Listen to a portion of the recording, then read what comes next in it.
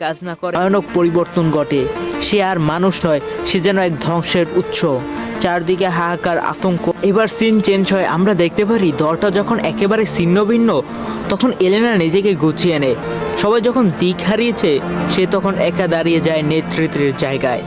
অতীতে সে ছিল একজন অ্যাসাসিন, পরে হয়ে ওঠে একজন অ্যাভেঞ্জার, আর এখন দায়িত্বের বার যেন স্বাভাবিকভাবেই এসে পড়ে তার কাঁধেই। সে ঠিক করে, আর যত ঝড়ই আসুক, ঈদের একত্র করতেই হবে, কারণ একমাত্র সংগঠিতভাবেই সেন্ট্রির বিপক্ষে কিছু করা সম্ভব।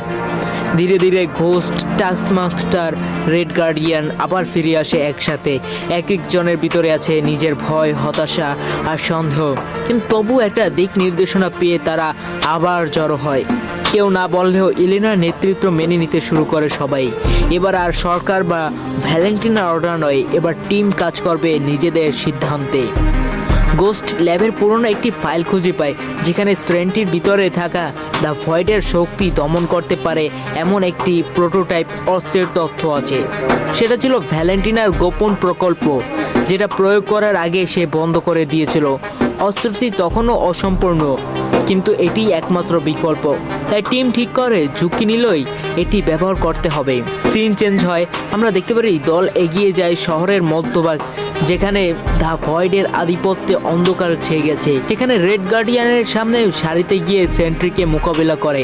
সে জানে নিজের শক্তি যথেষ্ট নয়, তবু যতদূর পারা যায় সেন্ট্রিকে বিভ্রান্ত করার চেষ্টা করে। এই আত্মত্যাগমূলক প্রয়াসের ফলে বাকিরা অস্ত্র প্রস্তুত করতে কিছুটা সময় পায়। অস্ত্রটি সক্রিয় হতেই চারপাশে এক তীব্র আলো ছড়িয়ে পড়ে। সেন্ট্রির শরীর কেঁপে ওঠে, আর তার ভিতরের অন্ধকার ছায়া যেন একে একে ফেটে বেরিয়ে আসে। সে হঠাৎ থেমে যায়, যেন কোনো আত্মিক লড়াইয়ের মধ্যে পড়ে গেছে।